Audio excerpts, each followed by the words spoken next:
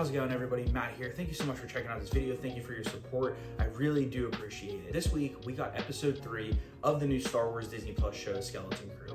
If you are not already aware, last week I reviewed episodes 1 and 2, and I was a huge fan of the show so far. And I'm happy to report that this week, episode 3 continues on that trajectory. So this week's episode was a little more focused around Jude Law and his mystery character. We still do not know a whole lot about the character.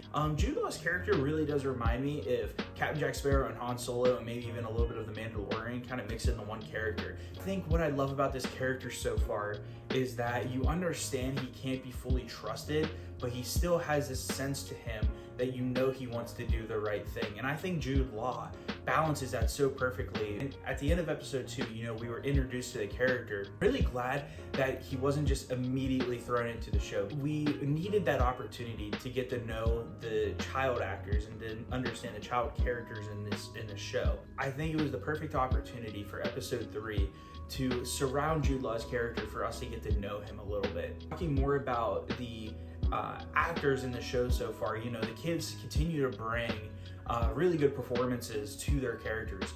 I talked a little bit last week about seeing from their perspective, but the thing that we could sometimes fall into the trap of is doing that without building new dynamic. But in episode 3, we get that same theme, but they continue to build on it. Actually, I feel like making it more relatable, making it even deeper than what it was before. Last week, I talked about the score that Mick Giacchino brought to the first 2 episodes. Some of the cues that he was using in the show this time around, it felt like stuff that was pulled directly from the prequel trilogy. I would absolutely believe that these tracks were pulled straight from John Williams, that were pulled straight from The Phantom Menace. In this week's episode, there was a new character that was introduced. Sometimes I feel like when they introduce new characters into this universe, it's not always received well because it doesn't feel like it fits well.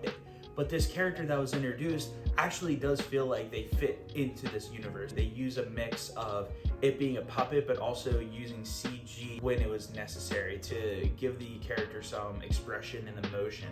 So to touch on another part of this episode that I loved was cinematography. There were a couple shots in particular that were silhouette shots that helped capture the scale of where these kids were. My only criticism, honestly, of the show is that they're simply not long enough. But I also understand the intention of don't drag out a story if you don't need to.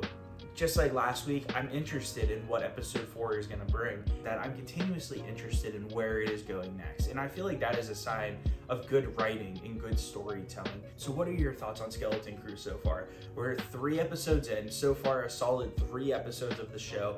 What do you think about the Disney Plus Star Wars show so far? Go ahead and comment down below and let me know your thoughts. And again, as always, thank you so much for checking out this video. Thank you so much for your support. And in the meantime, if you don't mind, please like and subscribe this video. Thanks so much.